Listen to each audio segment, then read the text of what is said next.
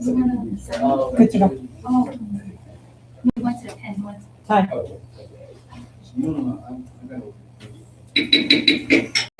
My name is Tyrell Stevens. I am the president of the school board. I just would like to call the health and wellness meeting to order. Today is March 3rd, 2026. It is 5:03. Right now, we do not have a quorum, but that is fine because today's an informational meeting only. So we'll figure that out. So what we'll do is we'll jump all the way down to, what we will do is we will not approve the agenda. We're gonna hopefully have the meeting minutes go to the next health and wellness meeting, and we will jump over to items 4.1, welcome and introductions. As I said, my name is Tyrell Stevens, president of the Providence School Board. I'm excited to be here on today, and I just truly want to just acknowledge the hard work and dedication that has taken place here for the Health and Wellness Committee meeting. Been a committee meeting that has been going on well before I joined the Providence School Board. Sandy Stewart has jumped in, I think around 2022 or 3. It's been a while. Been a while. I remember that meeting. And she has provided a lot of support for this committee. Chairman Mahigaboo, who is right here, has been the chair of health and wellness for some time, but I've decided to move Chairman Mahigaboo to a different position, and where he will not in fact be over health and wellness anymore, but he's here to support. Harrison Tuttle is the new vice chair of the health and wellness meeting. He will provide support as needed here, and he will support both Sandy and the new chair who will be taking over the committee on today. I do have to, I'll be here for some time. We'll do some introductions and stuff. I know Sandy has some things that she would like to do as well. But then I will have to leave just a little bit early. But I want to welcome the new chair of the Health and Wellness Committee meeting. I'm excited about this appointment. I think that this individual is going to do amazing, is going to work well with this committee, is going to support Sandy, learn from Sandy, work alongside the vice chair in the committee on today. And there's just so much work that has to take place. You know, Providence is in a position right now where we are preparing for return. Something is going to happen based upon my conversation with the governor July 1st. And this is something that is very important, is making sure our children and our kids are supported as it pertains to their mental health, well-being, and safety, you know, and also supporting staff, their well-being and safety as well. So this committee is dear to me. It's the only committee that is state mandated, which means it is important. So it's not good to belittle the committee. It's a very important committee. It has the most participation out of any of our committees. Sometimes even more participation than our school board meetings, you know. So like I said, I just want to thank all of you for your continuous support working with the Providence School Board and the district to advance this work. I want to thank you again, Sandy, for supporting this committee and being willing to work with the school committee. And I just want to also thank Chairman Mahigaboo for his service over the past couple of years with leading this committee thus far. But without me delaying the agenda on today, I will call up the new chair who will introduce herself, and then and I just trust that she's going to do an amazing job.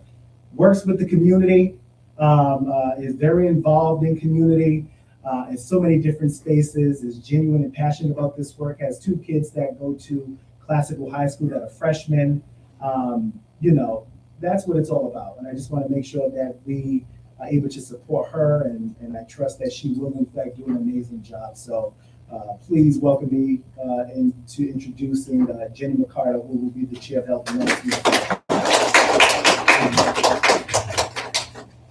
Just not listening.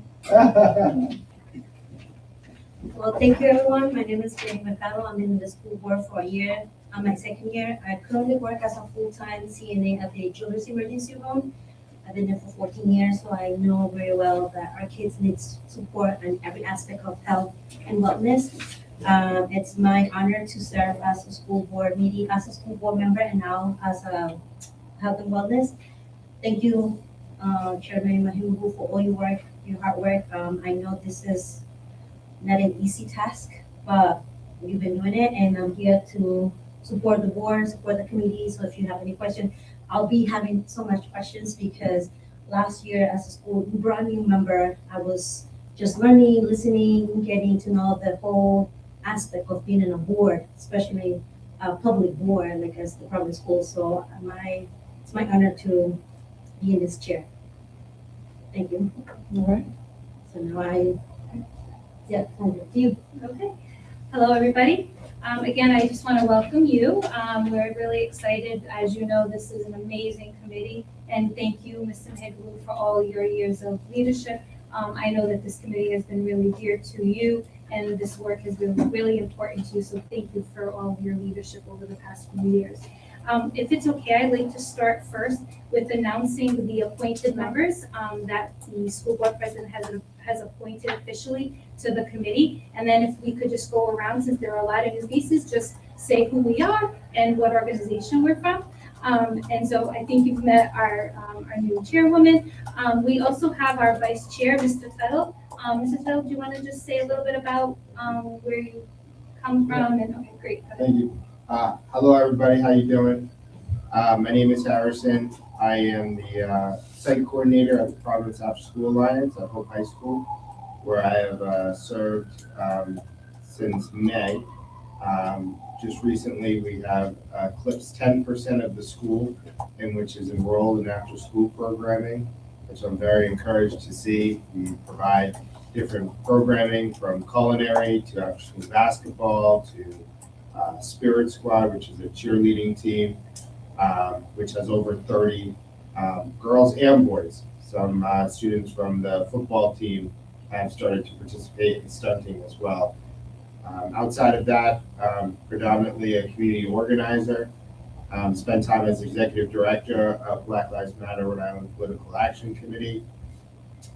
And since December 5th, I've been the Warming Center coordinator for the Council of State Churches for a project called Operation No One Dies, which has housed over 2,500 individuals experiencing homelessness in the city of Providence.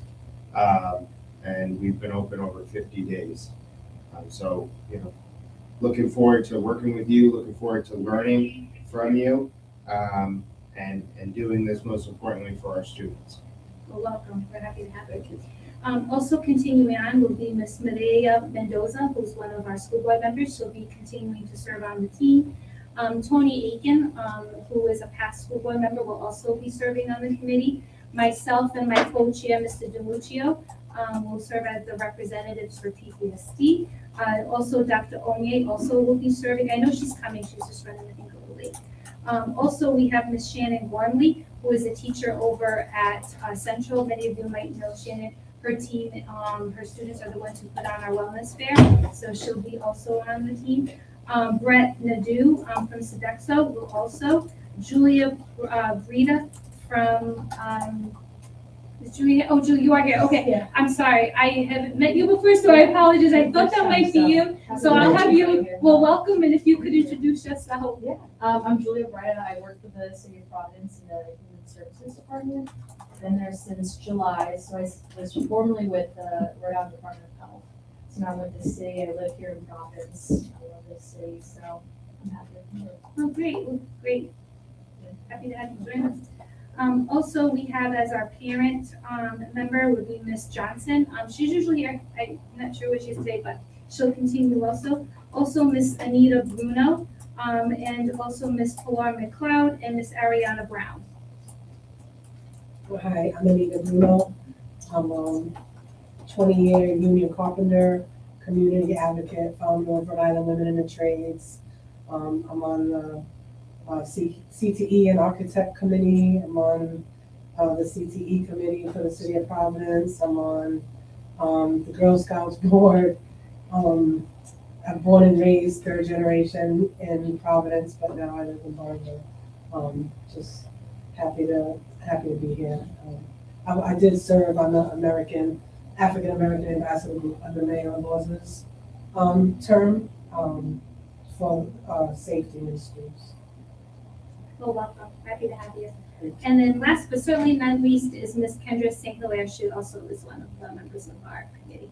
So, and Kendra, do you want to just introduce yourself? Hi, everybody. I'm the Director of Nursing Services for Providence Schools. Before that, I was a school nurse teacher in Providence High School since 2010. So I love Providence, I love Providence Schools, and I'm also happy to be here. Thank you. Why don't we still continue doing introductions? Karen, do you want to start? Sure. I'm Karen Weatherall, and I'm the co-director of Rhode Island Healthy Schools Coalition. We're a statewide nonprofit that supports district wellness committees throughout the whole state, so all 36 of our school districts, including charters.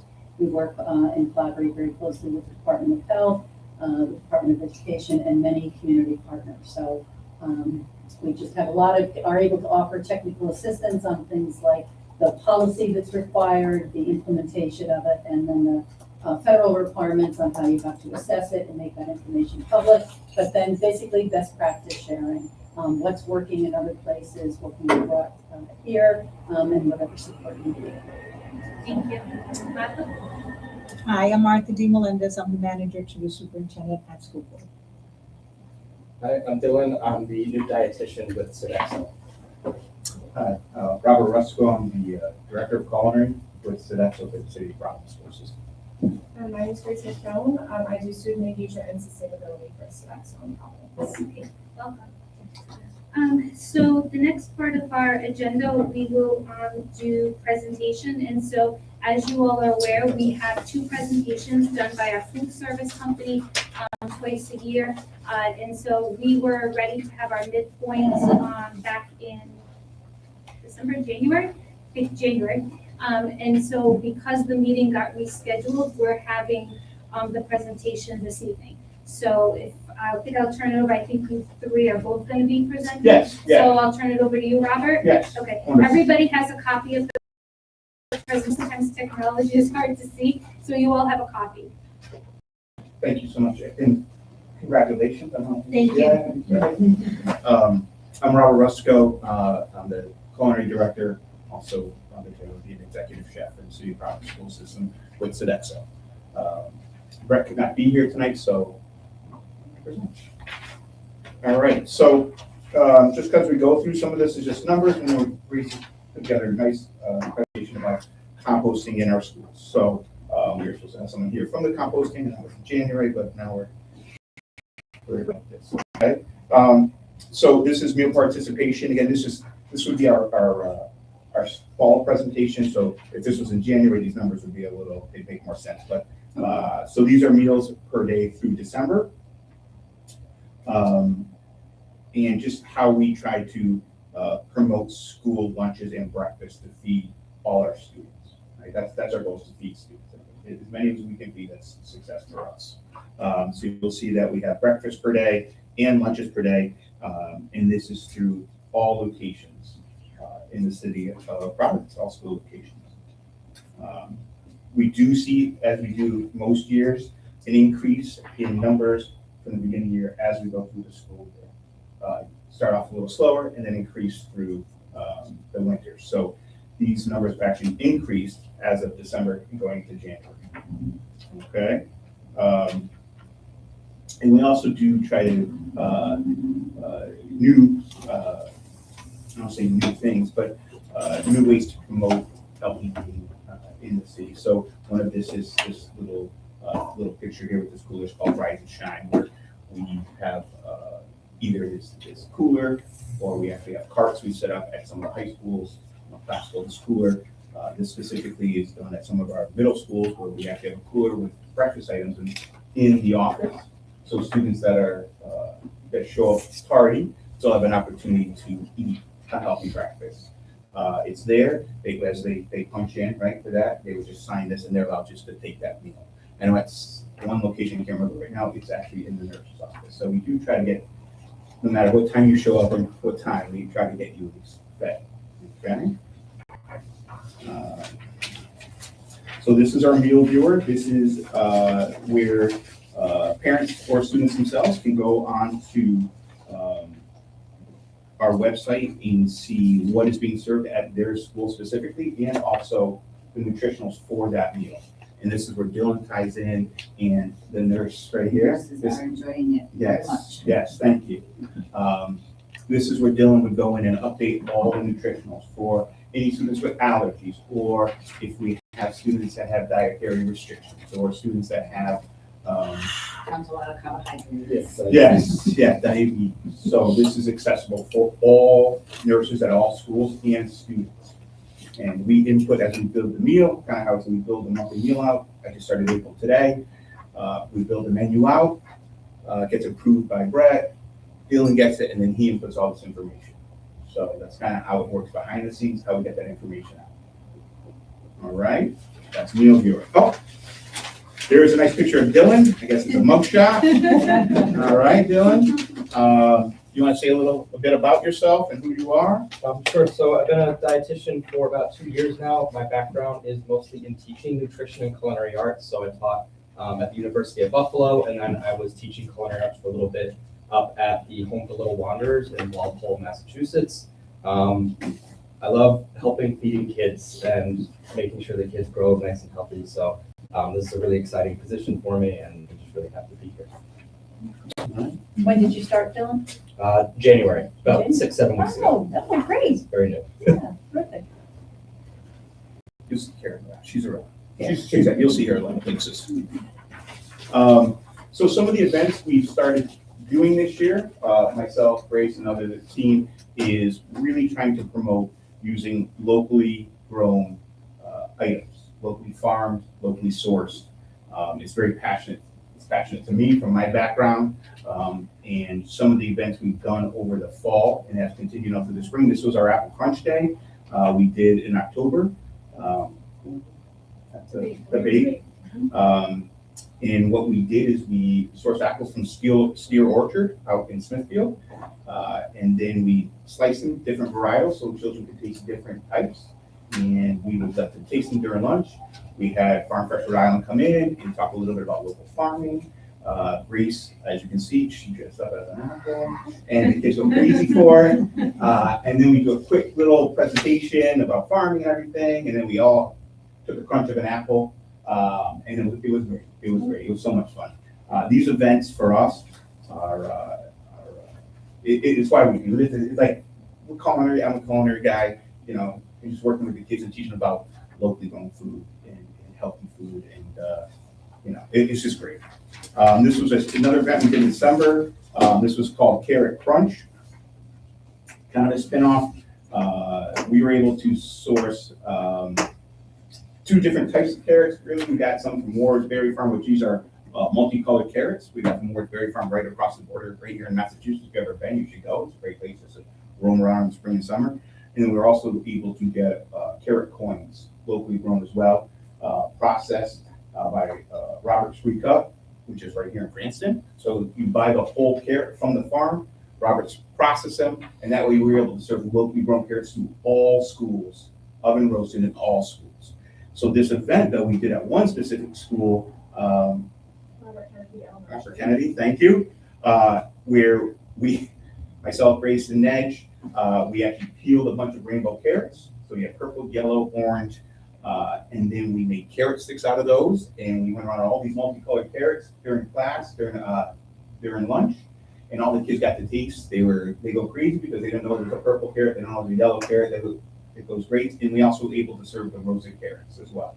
So we actually try to do the same item 2 different ways. That's always our goal. So present an item, a food item, in different ways. Here's a roasted carrot. I don't like roasted carrot. We'll try this one. So you'd be surprised how many kids end up eating all carrots up there now, and that's always what we try to do. Try to get children. We understand, right? It takes 10 times, they say, before your palate actually picks up on it. So if we can get it down to 9 or 8 times, we're 8 times closer to a child loving carrots. Again, these events are great. Teamed up. You were there. Thank you very much for your support. I got the picture.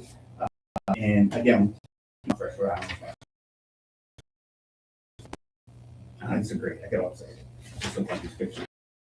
You'll see in our spring review, we actually did in January. We did Potatoepalooza, which is again same kind of concept where we had multicolored potatoes come in. We roasted them, we peeled them and roasted them, and we also got all from Rhode Island potatoes, and then we also got French fries processed in Rhode Island from local farmers, actually down the other side of Rhode Island, and they actually process them for us so we can serve them.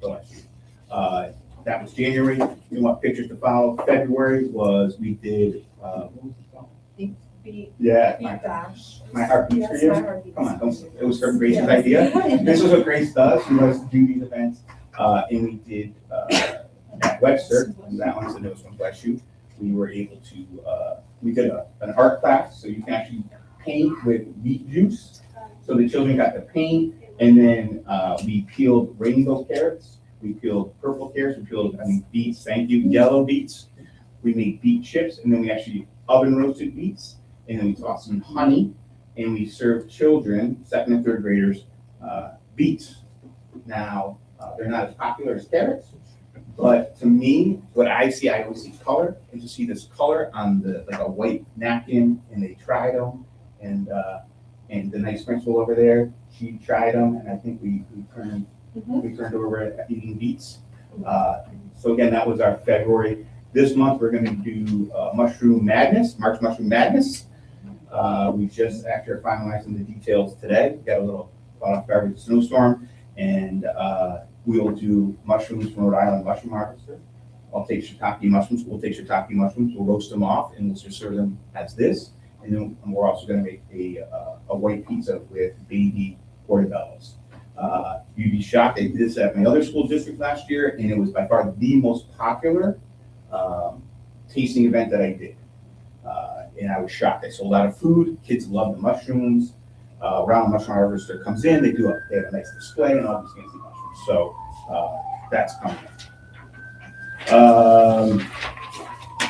Backpacker program, this is nice June, we run this out of Buckland.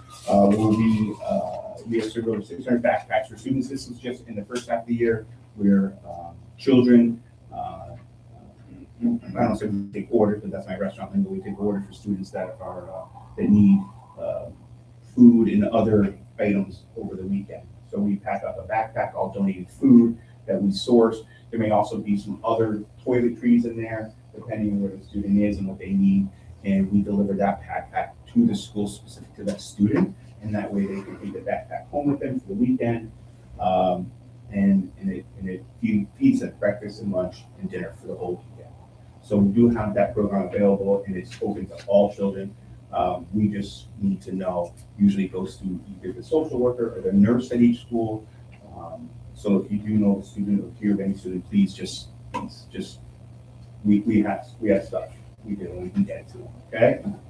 That's a great program. All right, so this was this is one of the programs that Grace runs. It's a composting program we run in how many schools now? Well, Bootstrap Compost, the actual company, we are composting in back of house in all of our schools. So they are putting their food scraps into compost. And then I also work with the Rhode Island School Recycling Project and Bootstrap to put front of house composting for the elementary schools. And one middle school, they sort their lunch trays in the cafeteria rather than putting it all in the trash. So that's a more interactive, and that program is in 15 schools in the district. So we're starting with elementary schools, trying to get the littlest kids started because they're the most energetic and want to help out. And then we'll get into middle and high school once we kind of get into all the elementary schools. So Grace is going to talk you through this. Grace is actually going next week to the Compost conference. Compost conference Yes. at Rick. I don't know if you're going to be there. If you're going to that, yeah, you're part of it, of course. So I'm just going to have her take this over and kind of tell us Absolutely. about compost. Yeah, so in January, Bootstrap Compost was gonna come and chat a little bit, but I'm just gonna go over kind of the slides that they put together and show you guys what exactly composting means in the district and what we're doing. So just so briefly, obviously food waste goes right to the landfill when you just throw it right into the trash. When food waste decomposes in the landfill, it puts off a separate greenhouse gas, so it's a lot more, it's methane gas is a lot more dangerous than carbon dioxide. So we want to try to get that food waste out of the landfill as much as possible. So then they just show the little life cycle of composting. So food scraps like apple cores, the peels of bananas, Bootstrap accepts everything that comes out of the cafeteria. So if we serve chicken bones that day, they'll take the bones and the meat and they'll take everything. And then they'll process it into a super rich fertilizer. So you can see this life cycle turns into a fertilizer, then you can put that fertilizer back into the earth and then grow more produce. Is basically the whole life cycle of composting. So then the brief overview of composting in schools. You'll see these pictures on the next slide. This is Sam on the left from Bootstrap Compost and Warren on the right from the Rhode Island School Recycling Project. So this on the right picture is an example of what these sorting stations look like. In some of our schools, they're just these low-tech trash can recycling bin that they go through each step. And then the Rhode Island School Recycling Project last year started a project. Sodexo donated some old cafeteria tables that weren't being used, and they sent it off to the steel yard in Providence that made them into sorting tables for the kids. So it's a lot easier for the students. The kindergartners can put their tray onto the table and just slide it down, and then they see the signs right in front of them. So we're trying to figure out more tables to get for the remaining schools that we launch. So this is just an example of how instead of throwing their whole tray into the trash, they're separating it into recycling, compost, and also liquids. So this is not only teaching the kids, but it's also a lot easier on the custodians that I've talked to. Instead of carrying a big heavy bag full of milk and everything, they can separate everything. And it's just so much better for the environment. Last year with the Rhode Island, last school year, we had the Rhode Island Get the Foam Out grant. So that caught, instead of going from styrofoam trays, we went to fully compostable trays. So that money from that grant also went into putting in these sorting stations in the cafeteria. So Bootstrap also provides complimentary finished compost to schools. So it's a super ultra rich fertilizer. So I think there's about 10 or so raised beds throughout the elementary schools in the district so if they have the sorting station in the cafeteria and they're collecting compost, then Bootstrap last year sent this finished compost, as they call it, which is basically a different kind of fertilizer, back to the schools to be able to put into their raised beds in their school. So it's going over that compost is a lot better than just normal soil or fertilizer in these raised beds for the students. That takes a lot less water because compost actually sucks up all the water. It's like a sponge in the soil, so it's a lot better for it. And all of this just keeps going back to that climate change. When compost goes back into the soil, it actually sequesters the carbon instead of sending it off into the atmosphere. So there's just a lot of different ways that kind of, as much as Sodexo can take out this food waste from the landfill and collect it from compost and working well with Bootstrap, that it really just helps the environment. And also, I work really hard to teach the students that when I'm working with them, teach them what exactly compost is and how they're helping the environment. And the raised beds was especially, I went to Webster last year, and a lot of the students didn't have access to gardening and stuff like that. That was the first time that they were able to shovel dirt into a garden bed. They were just so excited by it. So that's one of my favorite parts of the job. And then quickly, the impact that we've seen. So Bootstrap services 151 schools across Massachusetts and Rhode Island. In Providence, they service all schools. In Sodexo, we compost in the back of the house. So the ladies in the kitchen who are prepping in the high schools and middle schools and the cooking schools set aside all of their scraps from cutting and everything instead of putting it in the landfill. And then from that, when they started in Providence, November 2022, they completed around 2,500 stops. And of course, this is in January. And we've composted around 200 tons of compost instead of sending it to the landfill. So this program has been really impactful for the district. And then they also work with the Rhode Island School Recycling Program, and myself goes into schools and tries to educate students more about this program and kind of why we're doing it for the environment. So yeah, that's everything about composting. Yeah, so we really just wanted to highlight this company, Bootstraps. It's a couple guys, 3 guys, I think right now, that just started this company that we support, that goes on and picks up all these bootstraps for us, and just really how it's impacting the students, the sorting stations from the recycling rangers. And really, this is kind of the part that people don't see. If you ever go to those schools, you see the green buckets in the back. That's these guys. And they literally have a truck and they go around, they pick it up, and then we'll give it soil every time you want it. So really just highlighting a small company and so much good that we're doing in the schools behind the scenes that sometimes parents and other people don't see. So if you visit a school and you see a green bucket, you can know that recycling ranger there, Bootstraps is also there. So yeah, we just really wanted to highlight it. It's a great thing we're doing out there in the city. Thank you. No, you're welcome. Is there, Go ahead. No, but I was gonna ask you, Yeah. Chairman Mercado and Vice Chair Tuck, do you want to share any thoughts or questions before I open it up to the committee? Sure. I just want to say last year I was able to visit the Sestuida School in Franz Especiano. And I saw and we were able to give them little awards that they were doing a lot of the great work. So they were all excited to it. I know they're so They're cute so with it cute too. and happy. So yeah, I just wanted to say Yeah, that. maybe that's, like, just if you can, the sorting station is a table, not much larger than this, with students man the sorting table. Each student gets a section, right? And they man it, and Grace goes out, trains the kids up, coaches them up, and students line up, and they sort out their stuff, and the other students have little aprons on, and they got recycling bags, and they take charge pretty good, right? And then they move on. So this is the Recycling Rangers program that Grace led last year for us and brought on to Saxony this year, really highlights student engagement in the cafeteria. So it's a wonderful program. Thank you. Any difficulties, anything that you need the school board's assistant in and possibly taking a look at? I don't think we have a great partnership with Warren and Jim from Recycling Rangers. They really spearhead this in the state of Rhode Island, not just here in Providence. So Providence was one of the first ones to really catch on. And really, they have been, it's really well supported. It really by everybody, right? Yeah, the teachers especially too. I mean, they definitely own this project as soon as we go into schools. Like, my main thing is that each school looks completely different, so then they kind of take on the project and it looks a lot different in every single school. So I love seeing kind of how each school alters it to what their students will do and what they would like to do. So yeah, it's definitely been positive overall. Yeah, even EBM, the custodial services in the city, Yeah, they're they're some of the biggest helpful. supporters. Like, at first they're a little weary, but then once they see how much it reduces, how much lighter the bags they're carrying, I go to Young Woods up often, and the nice man over there, he tells them, like, he lets them know, like, this is how it's done, this is what we're doing, because he gets passionate about it. So everyone seems to get involved. Yeah, wonderful. Quick question, Yes. on page 2, it talks about meals per day through December. So we had a little bit under 20,000 students, it shows that for breakfast, we are feeding a little bit close to 11,000 students. And then, for lunch per day, a little bit of 12,000. So what are some of the common trends on why our students aren't, eating breakfast or lunch per day? In the schools themselves. So for the elementary schools, we have a program called Breakfast in the Classrooms, where we actually deliver breakfast up into the classrooms for the students to eat. So we are capturing most of the elementary school children. I would say at the secondary schools and the high schools,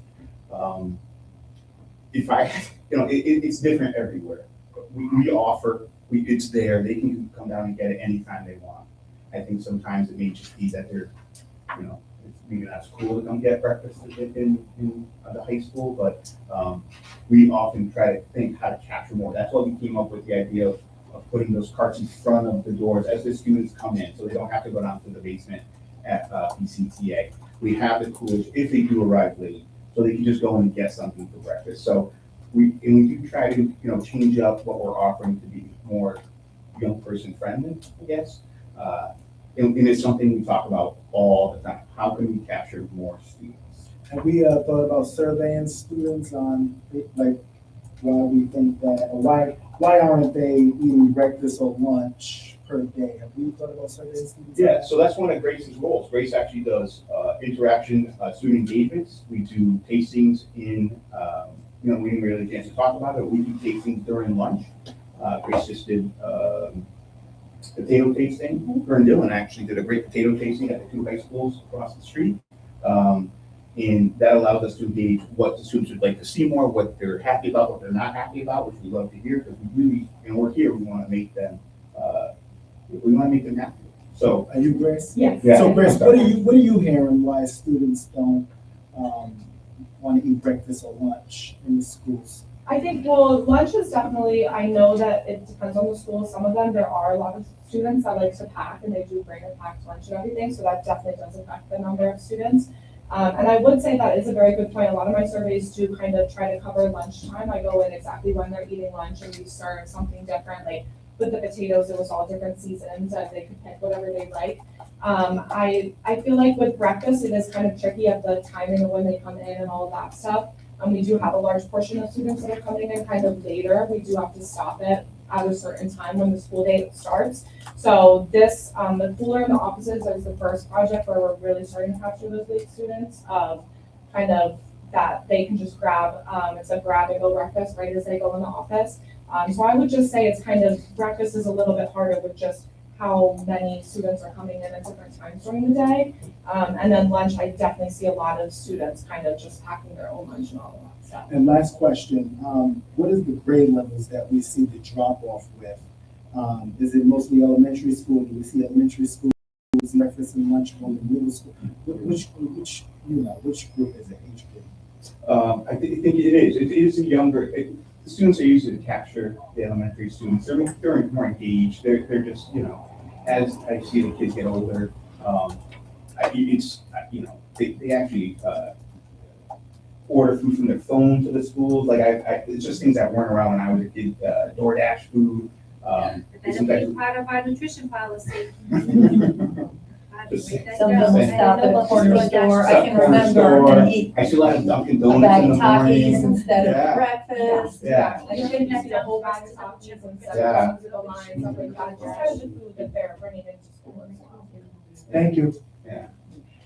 Well, thank you for sharing the Yeah, of DoorDash, course. because Bobby and I are gonna check into that. We were not aware of that. Well, I don't, I No, just, you wanna make sure. yeah. Want to make sure they're eating things that are part of, that Right. are nutritious and part of our school policy. And also that the district is paying, it's free, and you hate for families to have to give their kids this money to go buy food that's not gonna be as good Right, as. and so that's Encourage did them a to get it through your. huge reach out a couple years ago with surveys to students, to families, to get, what is some of the variety? 'Cause I think a lot of what was shared earlier, a couple years back was like, there wasn't a lot of variety, there wasn't a lot of ethnic food. And so they did a really big push, I want to say 3 or 4 years ago, right, Kurt, it was? Yeah. And really went to every single school, surveyed the kids, elementary, the families, and really have added a lot of what they heard back on their menu. So they're still not eating after that. Grace, we need you to do some more investigating about that. So we can, okay, great. Okay. Thank you. And regarding the DoorDash policy, must this committee investigate the Lucas and Senate Policy Committee, and we can do the rest of the work? Well, we can maybe even include it in our health and wellness, Yeah, absolutely. because that one's up, so we can do. I have a question about the backpack program that you guys have. When you guys collaborate with the Rhode Food Bank for the donation, what kind of donations do you guys get and give students? Are you talking food? What types of food are we getting? Yes. So really, we get food types that can be packaged and don't have to be refrigerated. So you can see pastas and peanut butters and legumes, beans. You can see all types of meals either, and really sometimes you can get a full meal, like maybe it's some sauce and some pasta that someone could then take home and prepare. But we will also then design a backpack if someone doesn't have someone to go back and cook, where it's more microwavable, maybe microwavable, I don't know if it's SpaghettiOs type scenario, or maybe some microwavable mac and cheese. So it kind of depends on who the backpack's for and what their necessities are. But really, it's foods packaged that are shelf stable. If that helps. Apple sauces, canned fruit, that sort of stuff. So we do try to sit into we fall into that nutritional kind of pyramid. It does vary. Yeah, and also I think this is great program that you guys are doing. So how many requests can a student make a week? So we will feed all students. So all students in the city of Providence can eat breakfast and lunch free every day. This program is specifically for them to take home on a Thursday, so they can eat over the weekend. And that could be for the whole year, so Yes. once they enroll, that could be for the whole year. Yeah. Yeah. We usually, I say enroll, but it's sharing the name. Yeah. I'm saying that because the federal government is targeting a lot of our community here in Providence, and as you guys are aware, they made a lot of SNAP cuts and took effect on March 1st. I can address that. Yeah. This program, June, if you haven't met June, June works for Sedactyl. So now I'm gonna say she's retired, but she's stepped back. She used to run the Buckland production because she's been here for decades, right? The donation that June gets is from her relationships.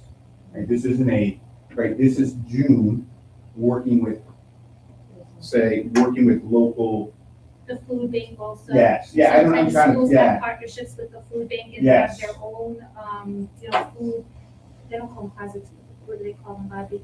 They're, pantries, thank you. Yes. The food pantry, so that way the kids can go in with their own backpacks and fill up, with the items that they want. A lot of times, as being a past principal at George West, I would get a lot, boxes and boxes of food at the beginning, on like Thursday to send home Friday. There'd be bread, pasta, sauce. And so I'd say to the kids, what are some of the things you like? And we would kind of fill their backpacks. And then they would bring the backpack back on Monday, so that way we could fill it again on the Friday. And none of these donations are based on, are relying on any sort of that funding. This is food bank funding. This is stuff June has. June, like, she gets donations for some toiletries. Right? This is a relationship she's built that we have continued, that she continues to work with, that I've now started to learn. So it's great. Yeah, I was saying that because, a lot of family getting problem, they have, extra money. Of course, they work, they also have like food stamps they come and give them, which they don't have access to anymore. So this program is going to be very, very beneficial if we can contact more like local food banks to see the way we can increase the number of backpacks that we give to our students. But this is great. Thank you. Yeah, you're welcome. Thank you. And many of the schools, like when I was at Central, they have the food pantry set up where, a kid in need will come up and you'll take him down there, the parent will show up. And it's like it's set up like a little It looks like grocery a little store. store. Like with some fresh food, a lot of candy. Toiletries, but, toothpaste, toothbrushes. in addition to soap. the backpack program. Yeah. So. So I was aware that,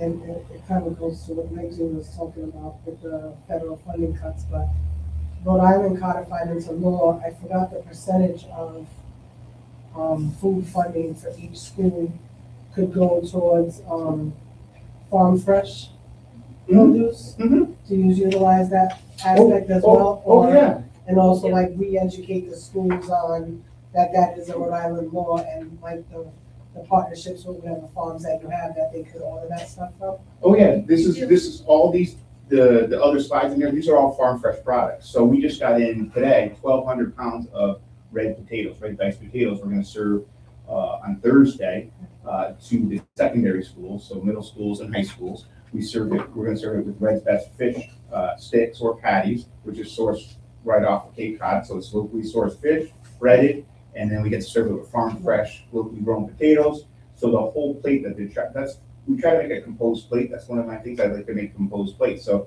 as a student receives this plate, it's all locally sourced and purchased ingredients. But you use all the farms, right? It's not just Farm Fresh Rhode Island. So- Like the legislation is called Yeah, Farm Fresh, yeah, right? But it's not dedicated to So Farm Farm Fresh Rhode Fresh is a Island. purveyor. Yes. So local farms can sell their goods to Farm Fresh, and then we can purchase from all types of local farms in Rhode Island. Yeah, but you can go to other farms too, like some farms don't participate with Farm Fresh Rhode Island specifically, right? Like I live in Burrillville, there's a yeah. lot of farms out there, Yeah. and I lived in Situate, there's a lot of farms out there, they don't sell their local goods at Farm Fresh. Yeah, so somewhat, I'll just jump Yeah, in go and ahead. see, Robert, you're Please. looking, because I work closely with them and I'm on the Rhode Island Farm to School Network, that's Leadership Council. Some of it is food safety, I have to say, in order for, Farm Fresh is sort of an aggregator. So what it means is they purchase from all of these farms and then there, whether it's restaurants or schools, can then order from them and they're delivered. But they have to adhere to what's called GAP certification, good agricultural practices. So any farm can do that. And what's great about an aggregator is if you're a small farm, it used to be that you had to be big enough to, like Providence, to be able to sell enough quantity. Now they can, aggregate them together.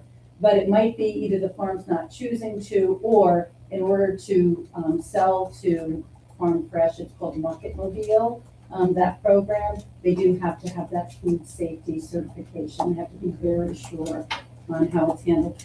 The other thing I wanted to mention, because everything Robert's talking about is the food in schools, but I will say, and everyone should be aware of all of these cuts in the federal government, because there was additional funding called local food in schools, and that program was eliminated. So they are working very hard to use the dollars that they have to do that local purchasing, to get those healthy foods into kids, but also as well, all of the work that you're doing around getting kids to just try new foods, to, and again, with the beef, just to even see how does food really grow. It's not just Takis in a package, but there's less money available than there used to be.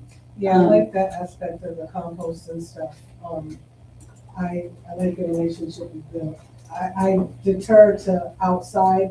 I would always look for local companies first, just to build up companies in Rhode Island before I would outsource. That would be my only comment about that specifically. But building more garden boxes, and I love Howard from the Steel Yard. But you could also think about like Sweet Lumber, donating cedar, and having organizations like Rhode Island Women in the Trades coming in, working with the students, showing them how to build the sorting containers, and then working on stuff like that. That might give you a lot of access other than just the Steel Yard stuff.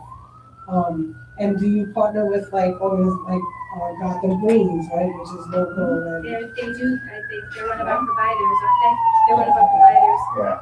So I'm gonna need your information. So we just nominated our first school in Providence to be part of the Farm to Seed a School Network. The Institute? The Institute, yeah. Yeah, we're gonna do the Institute, Webster Elementary. Webster. We just had people from the Farm Fresh.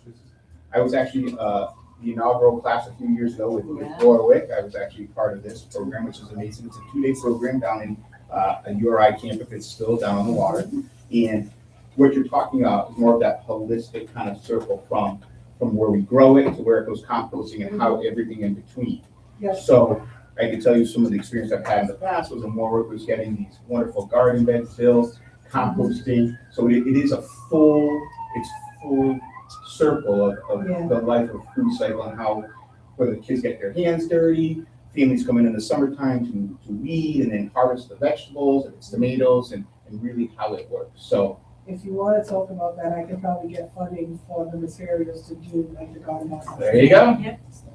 Yes, we do. That's what we, my organization. This is what we love here This in is the it. health and This is- wellness. Yes. This is it. Yeah. So Thank you. we had, I was in Warwick for years. We actually had the Warwick Votech carpenters build our beds. Like this is kind of how we were I'm in the looking. carpenters union. See? Yeah, you're the person to know. All right. Let's go. So I'm gonna move this to lunch just. Yeah, because right? I'm I took just- a lot I'm more than- afraid I don't want We took a anyone lot more than driving. 10 minutes. I'm No, sorry. that's all okay. right? This is important. What our kids eat is important. And from a few of my school visits during lunchtime and watching the kids, especially at elementary, doing the composting, and they explain the whole thing to you in a tea, it's amazing to see. So thank you for highlighting It's a that. big leadership opportunity. It is, right? 100%. Fifth graders. But some of them are lower, like, Yeah. Dr. Oni had a spring event, and she had kids come, and they were working in teams and doing presentations. And there were 2 schools, I think there might have been 3, but there were 2 that stood in my mind, Young Woods and Levington. The kids, little ones, like 1st and 2nd grade, they had posters and explained the whole thing. It was amazing. So they're very invested in, like you said, they're leading the work, which is amazing. So thank you for that presentation. It's just great. 2 things that we're going to talk about tonight before we adjourn is our PPSD Wellness Fair. Many of you who have been with us on the committee know that this is an amazing event that is really student-driven. With the support of the Central High School teacher, Ms. Warmley. The students attended a similar fair at Brown University, and they had the idea of, why can't we do this here in PPSC? And this was about 2 years ago. Those students have now graduated, and they're all off to college, and so we're so happy for them, and we know they're doing amazing. And so we have a new group of students who are now going to be supporting and planning. So even though it's an event that the Central students put on, we support them, obviously, with all the logistical materials. So tonight I have Viviana Nava, who is from my office. She is from my health and wellness office. She's going to be sharing a little bit of an update because, believe it or not, it is coming up soon. It is always scheduled during May, which is our, do you want to take one from Mr. Kettle too? Yes. We always have it during our mental health awareness week because we think it's important. And just to give you an idea, the first year we had about 600 participants. Last year we had 500. And so it's a very well-attended event, and it's an amazing event between the community and students and families. And so we would like to share a presentation with you all today about the fair, and also in case any of you are interested and haven't participated in the past, we would love for you to have a table at the event. So I'll turn it over to you, Viviana. Hello, nice to see some familiar faces. Like Sandy said, my name is Viviana Nava. I'm with the mental health team here at Providence Public Schools. I won't go through every single slide just for time's sake, but I'll go over like the major points. The slideshow that was just passed around just showcases our last mental health fair and the numbers. There's also a QR code on the back that you can scan that goes to the live brochure from last year that also has a whole informational page. Last year was on May 14th. For this year, we have it on May 19th. So similar date, I think it's just like 1 week after. I think May 19th is a Tuesday, and we usually have it from 4 p.m. to 6 p.m. And it's in the PCTA field house. We had over 500 students. If you go to, I think, the 4th slide, you can see like the exact attendance breakdown. What I want to accomplish this year is get better attendance, because believe it or not, I think this is actually like a lower estimate of how many people we actually have there. Because we had a lot of, a lot of students like to sneak in through the back, or They don't want to wait at the door. That's So we were trying to, like last year and the first year, we tried to do a Google form that they just scan a QR code and they're able to fill that out and we get their attendance that way. Students don't like to do that. They like to kind of just like walk in or come in as groups. So if anybody has any ideas, I'm open to suggestions on how we can kind of like speed up that process. Viviana, we should attach it to the food trucks because they love the food trucks. I know. So we should give them like a stamp when they do it or something, so that way when they go to the food truck with their filled out form, they also have to have like a second stamp. Like they have to, yes, they have to You know, jump in something first. along that line, because that's what they all love is the food trucks. And everything is student run. So we also have students at the front kind of checking everybody in. So we have to make our frontline people a little more strict about not letting people in without filling out the form. Like I mentioned, it's a student-led event. Everything's done by the students. Shannon Gormley is the teacher at Central that kind of like organizes that. I'm kind of just the data and the technology person, so she would have more information about the students. But we had live music by the Central Band. That was great. Live dance performances. We had a virtual reality person from, I think it's called, the name is escaping me, Bomb something. But it was very cool. They had like mental health virtual reality sessions. We had therapy dogs. Within the live brochure, you can look, you can see the list of all like 80 plus vendors we had there. So we have some direct quotes because after the fair, we had a form that people could fill out to put in like any feedback they had regarding the mental health fair. So we have some direct quotes there from vendors, from students. We would love for you to join us if you haven't in the past, even if you don't have a table and you just come and stop by, because it's so great to see the students and the families going around and really connecting with a lot of different people in the community and getting all the resources, and it's just really, really an amazing event. They bring all like fun like things, you hand out things to the kids, and then as the students go around, they have like a little, I call it a passport, but it's like a little form, they get stamped, and then at the end we give them tickets to the food truck so that they can get, you know, food at the end of the night. So it's great. And then we also get private donations for raffles. So we do raffles, and the kids love that too. So if you know anyone who's organization who is willing to donate anything for, you know, as a prize, you know, that would be great. So that way we can, you know, do that, because we give them a ticket when they come through also. Yeah, so we're open to any suggestions for like vendors, organizations that want to come. We had Project Confidence show up where they give out free like shampoo, conditioner, body soaps. There was other organizations that were giving out just like little merch, like pens and things like that. The school stuffed animals supplies. look great The too. stuffed animals, I forgot who was yes. given, was it PetSmart that gave that? I forgot who it was. I think Somebody so. gave them, little stuffed animals, the kids loved it, Yes, so it was great. And we have a lot of kids, we have to keep them away until we can open the doors, because they're already there. So what we try to do is as close as we can to dismissal, so that way they don't go home, because we know sometimes if they go home, it's hard to get them to come back. So we try to do it as close to dismissal as possible, so that way they can come right after, and check it out, so.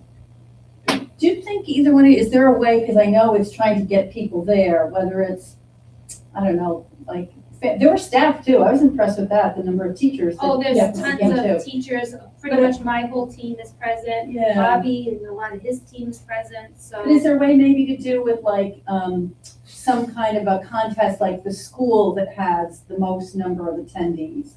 To try to get more, like you were saying, more people to come, so whether it's giving them like, I don't know, what could a school get, like some kind of a performance or some kind of a speaker or like a. Pizza party. I think I it's don't almost know. like the Yeah, transportation. that's not part of our nutrition Yeah. policy. I guess the But- transportation. I know, it just It gets is true, a lot of them were, the kids were like, below, Yeah, at from- PCTA. From the It is farther hard schools, if you- I don't know if there is a way to get Yeah. transport for some of the students from the schools that are farther away from PCTA. A lot of them just use their bus pass. Right. Because it's on the line, so they just use their pass. True. One thing we could try to do, Vivian, which I don't think we've done in the past, is try to see which school they're from. Did we ask that? We do actually have that That's- information, it's just and not what was- listed here. I forget last year, because we presented to the team. What was it, I think we had more kids from the high school that came. So Central was the number one school, the most amount of students and Yeah. staff came from, but also PCTA and Classical, I'm sorry. Because it was So probably JSAC, centralized. Hope, Mount Pleasant, all the schools that are farther away, we have the least amount of time. We did have a couple, maybe less than 10, but, Yeah. so. That makes sense, though. I think it's the transportation that's It- the I- But they do have their pass, so they could use their pass to come. Yeah. True. Are you organizing with all the principals from all of the schools and the guidance counselors ahead of time? We send them the information. So it's really led by this committee, and then we share with the principals, we share with the counselors, we share with all the schools. I would We suggest more advertise it. getting them more engaged, like having a principal meeting or guidance council meeting, inviting them to a meeting with you guys and the students that are organizing it, and having that conversation about, hey, we really want you to push this, share it up, because it's, that engagement sometimes goes a long way, because they get in emails and stuff from everybody. Do you wanna remind me tomorrow, Viviana, and I can see if we can get on the principal, Newsletter? agenda for their principal meeting, maybe either March or April? And then Or even if you have, I know they're new students, but, just getting them to get their classmates coming up with some social media The schools here are actually campaign. pretty good, but Like, yeah. Like, Yeah, they really are. They actually They're get all very the good. volunteers, and they even make their own shirts. yes, They so get good. really fancy. everything is Yeah. student led. So everything is their idea, to the colors, to Yeah. the design of the shirt, to We how the let them website really looks, handle it. everything. I agree with, I think that we should involve principal earlier, and also some of the, and also for the district, I think that we need to send out blast messages to parents months before this event. And also the other thing I was thinking about, interpreting. Really the last event we had interpreter working We did. around. We got a lot of interpreters, Yes. so that way Yes, if families needed it, we had them wait in the entrance, and that way if a family needed, they could walk around. And they were with wearing them. uniforms too. And so they they're had easy to uniform identify. shirts too, yeah. Yep. And also like a way to see, to work with the city, so maybe they can also send like a newsletter today. I was just thinking about that. So the first mental health fair, we actually got the police, the fire, and I think somebody from the city that was, but the second mental health fair is where I reached out to the fire department and the police department to kind of get that support from the city, and I didn't get a response. I went in person as well, but maybe getting that, because that was a really interactive thing that the students really enjoyed, like talking to police officers, firefighters, paramedics. Yeah, we can see what we can do. Maybe probably we could talk to Jay if he could talk to. I have his phone number, the chief of police. Oh, really? Yeah, Okay. so I can give you a number, you can That'd just be great. call him and have him set it up. Tyrell probably has some connection to the fire department. I would also like Jean said, reach out to the mayor's office and have him put something out. And I would also reach out to Providence City Council, have them put it on their Facebook page, their social media pages, for them to share it as well. Julia, do you think you can, since you're the representative from the city, maybe you could share it, I don't know, at maybe your next team meeting, just to share I the was also gonna event? say we have the mayor's youth prevention teams at 10 schools. Yeah, So that's that's what true. happened to us, you know, because there's a couple hundred kids that Mhm. participate in that. We've got the United Youth Subcommittee, so. That's a great idea, we could share it with them. Yeah, and that's like peer led, so they'd be able to promote in their schools. That'd be great. That's perfect. Yeah. That's a great idea. I'm gonna connect with Chairwoman Carter, I'm also meeting with the mayor team on Friday, so I'm gonna also decide about the conversation. Perfect. All right. My email address, by the way, is on the back page. If you have any suggestions, anything that you can think of, please email us. And Viviana, is the QR code on the back if they haven't participated in the past and would like a table? Is that the same QR code? So this is just a brochure, but we haven't created that yet, so we have to create a new So one. once you send that to me, then I can Yes. share it with everybody. Okay, Yep. perfect. So once I have that, I'll share it with you also. That way, if you would like to have a table at the event, you can, sign up on the, what is it that you created? It's a Google form. A Google Yeah. form, perfect. We just have to update it for this year. All right, thank you. Thank you. Okay, the last, item that I just wanted to briefly touch upon. So there was a brand new, bar, it's actually H5165 SO235. And, basically what it now, says is that school districts have to establish what they call a student safety and behavioral health committee to address things like mental health crises, safety, school safety, and look at really district-wide policies. Our committee has historically always incorporated mental health, where I think a lot of other districts didn't, but that has been something that we have done for a number of years. It always has been a subcommittee of this committee. So as part of this new law, the school boards were actually asked to form this separate committee. And so we have done that. And so as you can see, there was a little bit of overlap between what that committee has now been tasked to do and what we have been doing. And so we've really had to meet together as internal with obviously our school board members to determine like where are we going to have as, you know, our priorities for each committee so that way they don't overlap. And so I think what was determined was that for this school year, that we would keep our committee as, because we've, you know, been doing some of the same work. And I think they can continue with some of the work that we haven't been able to focus on, like student safety. And so we have two chair people from PPSD. It is Dr. Onye, who is the chief of equity, and also I have Julie Lombardi, who is my executive director of special education, and she also oversees under me the wellness department. So the two of them will co-chair, and I know Ms. Mercado, you were on it, but I don't know if you're gonna stay. Oh, you are, oh, good, okay. So then Ms. Mercado will serve between, which I think is great, because now you'll be able to do both. And so she will serve on that committee, and then obviously as our new chairwoman. So that committee has been formed. They have not met yet. And once they do start to meet, I'll share with you, because I know many of you come with a focus on mental health. And so I want to make sure that I share when they meet, so that way what we decided to do is every other month when we don't meet. I think opposite of what we meet, that committee will meet. Is it going to be during the day, or? I think it's during the day, and I think the first meeting is April 1st. So I'll share that out with you all. I have all your email addresses. I'll share that out with you. So if any of you would like to participate, you may. And so I just kind of wanted to briefly share that with you. I know Dr. Onye has been putting together some goals for that committee, and maybe Ms. McCarter, since you sit on it, maybe the next meeting you can just give like a quick update. Yes. Since you would have had a meeting in April or something. And so Dr. Onye and I work very closely together, and so I think the work will just continue and it'll be seamless. And so I just wanted to share that with you, because it took us a little while, because that law came into effect, and we had to determine how we were going to proceed. So I just wanted to give you an update on that. The last thing before we adjourn is one of the things that we have been tasked to do this year has been to really look at our health and wellness policy. And so I'm going to meet with Chairwoman Ricardo and Vice Chair Tuttle. But what I was thinking with that is at the first meeting, which I wasn't able to come in October, you all signed up for a committee. And what I was thinking is between myself, Bobby, Kendra, and Viviana, we could oversee one of those committees and through that lens, take a look at the current policy. So for example, our nutrition and physical activity group could look at the policy through that lens, the nutrition and physical activity, and give feedback. The SEL and mental health could do the same, and then our relationship committee could do the same.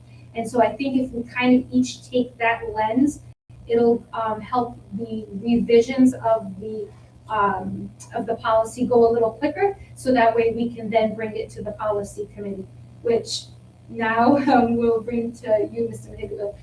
And so I would like to, I'll meet with you both first to make sure that's okay plan. Maybe by middle of March, start sending invites, and we could even do it on Zoom, because I know to get everybody sometimes is hard. So we can do it on Zoom, start taking a look at it, and hopefully by the time we come back in May, all of the committees could have had a look at it, and then we could look at the whole thing with everybody's feedback for one kind of look over before I send it to the policy committee. Can you send the policy out to us? Yes, I'll send that to you. Did you give copies last time, Robbie? Do you remember? I know it seems like forever. Did we give copies last time? Yes, sir. Did we give copies of the presentation of the policy last time? Usually we send it to the committee members. Okay, I'll send it out to everybody, so everybody has a look at our current one. So I can send that out. And what we'll do is whoever will be the district liaison will be in charge of setting up the meeting and sending all the materials out. So we'll do that too. Okay, so hopefully we have a very tight timeline, because I would like to bring it to, so we meet the first week of May. Mr. Midwood, do you know when policy meets? Is it the second or third week of the month? So that's what I'm trying to figure out. So I'm gonna have a meeting this week as well with the other members. So we haven't figured out the schedule yet. Okay, so hopefully if we meet the first month, we should be able to get a first read in May, second read in June, and maybe adopted by the school board. It's tight, but maybe. Yes, and also next week I can update you. Okay. With Mark to update the schedule. Sounds perfect. Okay, so hopefully tight schedule, but I think if we each take a piece of it and look it through that lens, I think we can get it done, and then we can adopt it and present it to school board. Okay, I think that is it for the agenda. Chairwoman, I don't know if you like to. Anybody have any questions before we adjourn the meeting? Well, thank you all for coming. Thank you for braving through the wet weather today. And then we just adjourn, right? Yes, since we didn't have quorum, we don't have to. Gotcha. Yeah. Okay, good. It's easy. Just want to write it. You can make it very good.